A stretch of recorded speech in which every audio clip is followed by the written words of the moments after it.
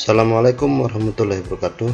Baiklah teman-teman, dalam beberapa hari ini saya tidak pernah membuat tutorial atau konten yang berkaitan tentang CorelDRAW ya.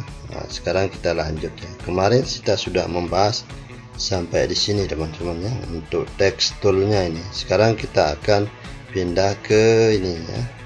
Nah, ini parallel dimension tool ya. Nah, dimana parallel dimension tool ini berguna bagi kita yang hobi mendesain bangunan atau arsitektur ya. Nah, suatu contoh, kita akan buat sebuah desain bangunan atau denah bangunan ya. Kita menggunakan yang ini dulu ya. Ini fungsinya sedikit teman-teman ya. Kita buat dulu di sini ya. Nah, ini misalnya kita buat ini ukurannya 15 kali lebarnya 10 misalnya teman-teman, 10 tingginya, panjangnya 10, lebarnya 15, atau kita rubah di sini 15, panjangnya ini, lebarnya 10 ya.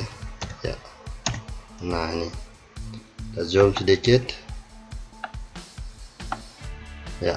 Nah, sekarang kita akan buat di sini misalnya kamarnya ini, ukuran yang di sini di depan ini ukuran 3 kali 4 ya. Nah, 3 kali 4, lebarnya 3, panjangnya 4 ya. 3 kali 4 teman-teman ya, 4 meter. Nah, kita pindahkan ke sini ya. Nah, posisinya di sini misalnya teman-teman ya.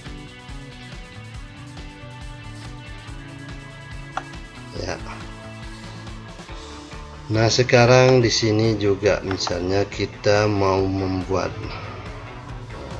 kamar ya, copy aja sini teman-teman, paste ya. Posisinya di sini ya. Nah, di sini ada lagi untuk kamar misalnya ya.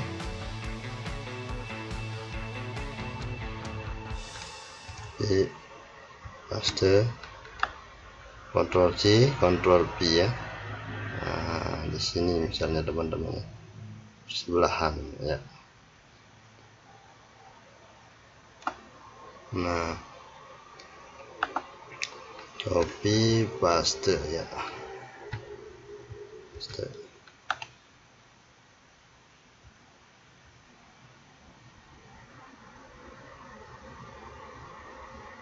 Nah, di sini saya tidak mempermasalahkan dari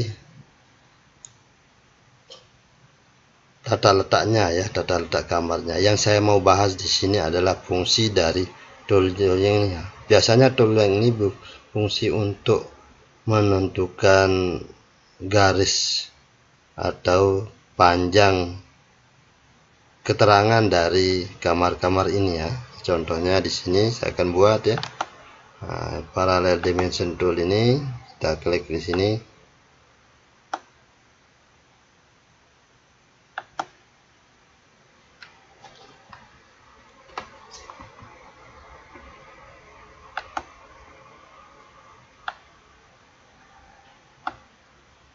Ya.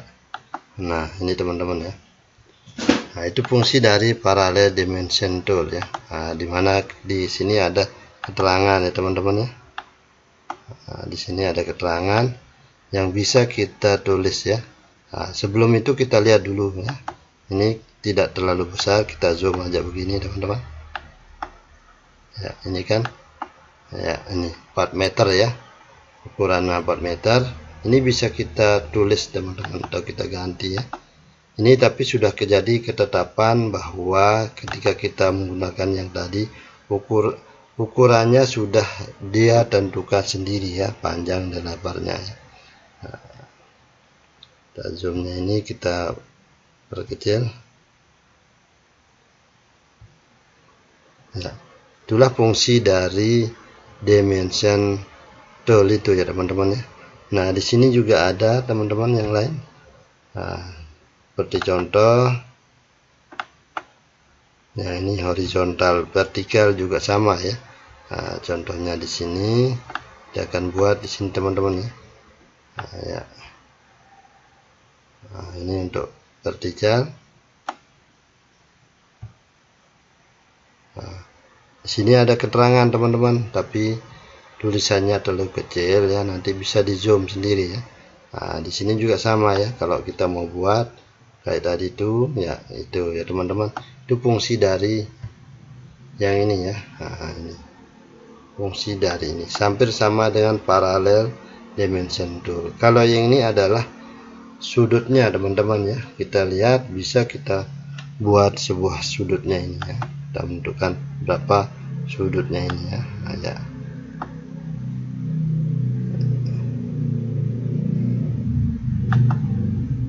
Nah, itu ya teman-teman, untuk membuat sebuah sudut ya, saya gunakan yang tadi ya.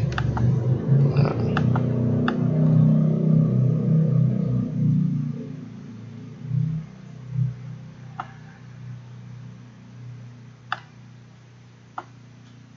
itulah fungsinya teman-teman ya, biar nanti teman-teman mengerti sendiri ya fungsi dari tool-tool yang sudah saya sampaikan. Nanti kita bahas ya teman-teman untuk fungsi-fungsi yang di sini yang sudah kita terangkan ya. Cuman saya memberikan dasar-dasar atau apa fungsi dasar dari yang ini.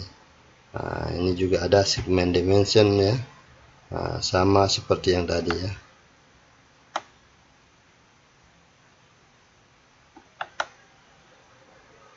Ya. Nah, untuk membuat garis ya.